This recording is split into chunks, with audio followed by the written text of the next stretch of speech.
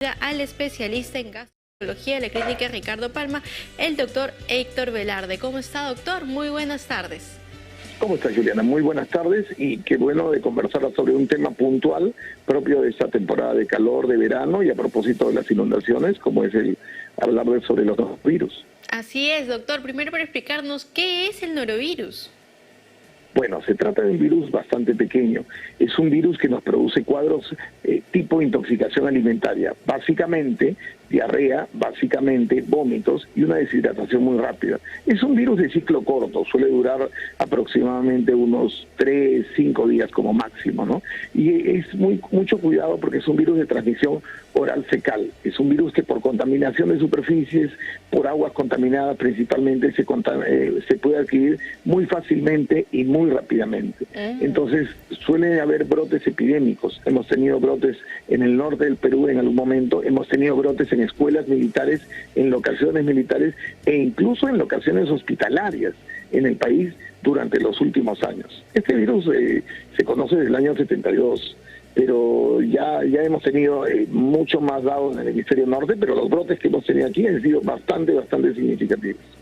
Entiendo, entonces hay que estar con todo esto también que se ha dado de los huaicos y demás, mucho más atentos al norovirus, ¿no? Entonces, no solamente acá depende de que si lavamos bien o no los alimentos, sino las superficies donde estamos también poniendo los alimentos. Definitivamente, el lavado de manos es básico. El lavado y desinfección de los utensilios que vamos a utilizar, que manejamos usualmente para la preparación de alimentos, de todo el menaje de preparación de comida, es importante.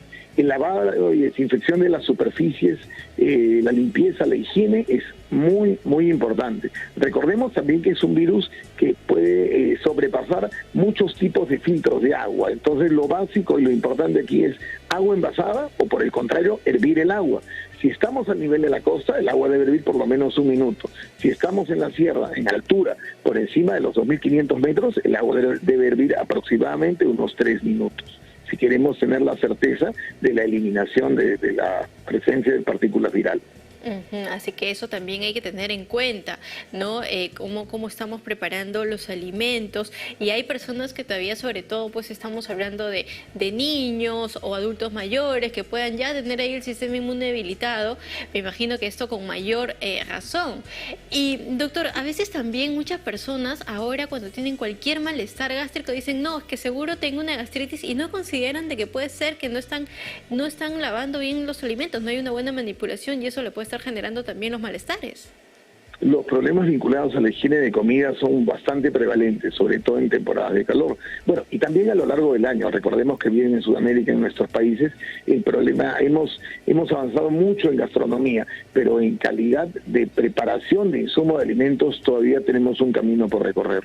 Es importante la desinfección de alimentos, la esterilización de alimentos. Recordemos que Lima no es la ciudad que conocieron nuestros padres y nuestros abuelos, en la cual el agua las hortalizas se irrigaban con el agua que venía de los efluvios que había en aquellos tiempos. Ahora hay mucho aprovechamiento de aguas residuales y en algunas zonas el agua con la que se irrigan las hortalizas, las legumbres, no es la adecuada necesariamente. Esto nos obliga a ser prudentes, a anticiparnos a las circunstancias y aprender a desinfectar las hortalizas. En todos los supermercados hay soluciones preparadas para desinfección de hortalizas. Sumergir a los 10 minutos a la recomendación que suele dar el fabricante y luego enjuagarlas con agua corriente. Es importante también recordar algo que has dicho y es muy cierto, los más susceptibles a la deshidratación, para estas diarreas explosivas, pasivas, a estos vómitos bastante rápidos, suelen ser los niños y los adultos mayores.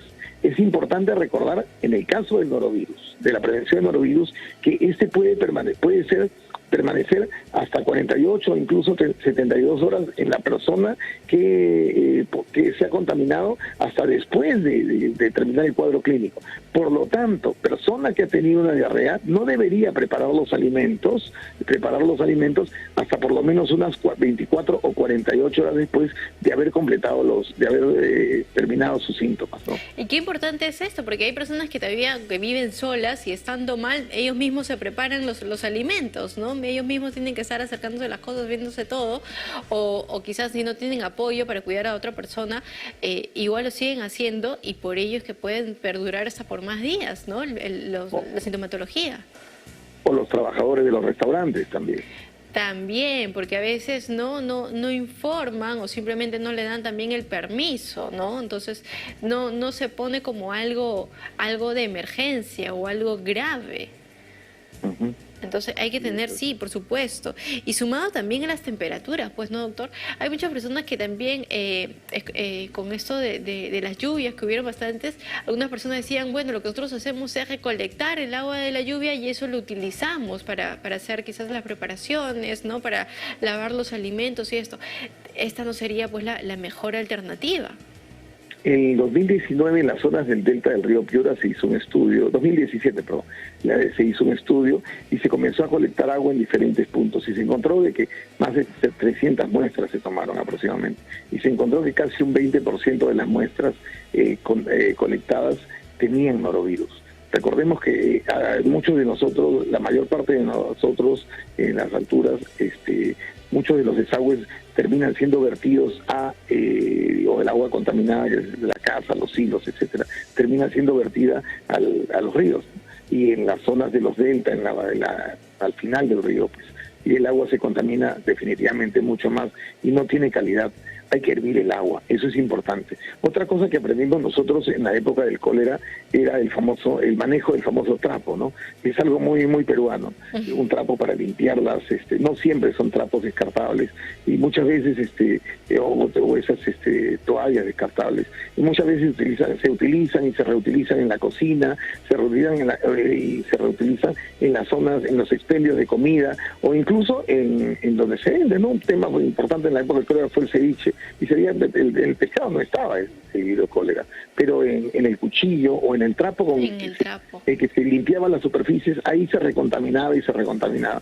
Esto sí, si no voy a tener un trapo, si no voy a tener un trapo descartable, por lo menos tengo que lavarlo constantemente, ¿no? Claro, es, ¿no? Lavarlo constantemente. Es que en realidad la contaminación es hasta, por ejemplo, ¿no? Hay muchas personas que dicen, bueno, es que yo donde corté la carne también estoy cortando los vegetales, ¿no? Y total, todo se va a mezclar en la preparación, pero no se considera también de que se están mezclando pues ahí microorganismos que pueden generar un daño. Uh-huh. La desinfección de la tabla de picar es importante, son muchas las circunstancias, pero todo comienza y tiene que comenzar con el lavado de manos, antes de comer, después de comer, antes de ir al baño, después de ir al baño. Uh-huh. Es importante. El Perú es un país con cultura de lavado de manos y no puede dejar de serlo. Tenemos que seguir exhortando en ese sentido a todas las generaciones que vienen.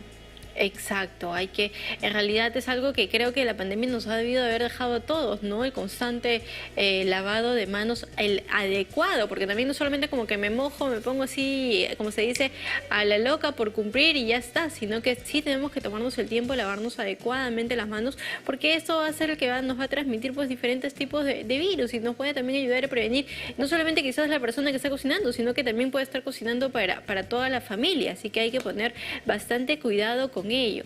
Y cuando la persona tiene, doctor, el norovirus, si estamos hablando de grupos extremos de niños o adultos mayores, ¿usted recomendaría que en estos casos en particular se haga algo adicional, se tenga que dar algún suero para poder hidratarlo o se tenga que tener algún cuidado extra? La primera medida es evitar definitivamente la deshidratación, es lo que más nos afecta. La mayor parte de cólicos y las náuseas muchas veces son exacerbadas por el fenómeno de deshidratación. En cuanto uno comienza a tener náuseas, en cuanto comienza la diarrea, hay que comenzar a hidratarnos. Ahí las bebidas gaseosas, los juguitos no nos ayudan. Uh-huh. Nos ayuda la panetela de arroz, que saben preparar muy bien nuestras amas de casa, nos ayudan los caldos y nos ayudan las bebidas hidratantes. Un suero oral tomado a partes iguales con respecto al volumen, calculando el volumen de lo que se pierde, es algo que un hábito que no podemos perder y en el cual tenemos que, y siempre vamos a insistir. Hay que prevenir la deshidratación a toda costa. Exacto, ¿no? Y como bien dice, hay que estar siempre tratando de tomar el líquido porque ya la persona de por sí desde antes a veces ni se hidratan adecuadamente, sobre todo los adultos mayores, ¿no? Entonces ya con este desbalance después está afectando muchísimo más y vemos pues que la persona se puede tener mareos, desmayos y otras cosas y todo es por motivo de esa deshidratación que se pudo haber evitado. Tenemos que eliminar los mitos. Siempre es el paciente, ocurre el paciente que dice, no quiero tomar líquido porque voy a hacer más diarrea. No, es todo lo contrario. Estoy haciendo diarrea, tengo que tomar líquido para no deshidratarme. Es el paciente, no quiero tomar líquido porque me va a llevar a más náusea. No, todo lo contrario. Tienes que tomar líquido para no deshidratarte, porque si hay mayor pérdida de sales va a ser mayor el fenómeno de náusea y el vómito se va a incrementar y luego va a ser totalmente inmanejable por algo y es prevenible. Muchas veces decimos, estoy vomitando y voy a vomitar todo, ¿para qué voy a ingerir líquido? No, porque al final nunca se vomita todo, siempre hay una parte que queda, un remanente que queda en el intestino, y ahí lentamente vamos avanzando para prevenir, como les digo, los fenómenos de deshidratación que claro, funestas vidas, ¿no? Claro, eso sí, ¿no? Tomar sorbos pequeños, sobre todo cuando uno está muy nauseoso, ¿no? Porque a veces ahí la persona quiere tomar todo lo que vomitó y peor le genera nuevamente las náuseas y termina vomitando nuevamente. Así es. Sí. Prevenir la deshidratación. Hay alimentos que nos pueden ayudar en estos casos. Está el arroz, está la papa, el plátano, para los que están en la célula, el plátano maduro, el plátano sancochado.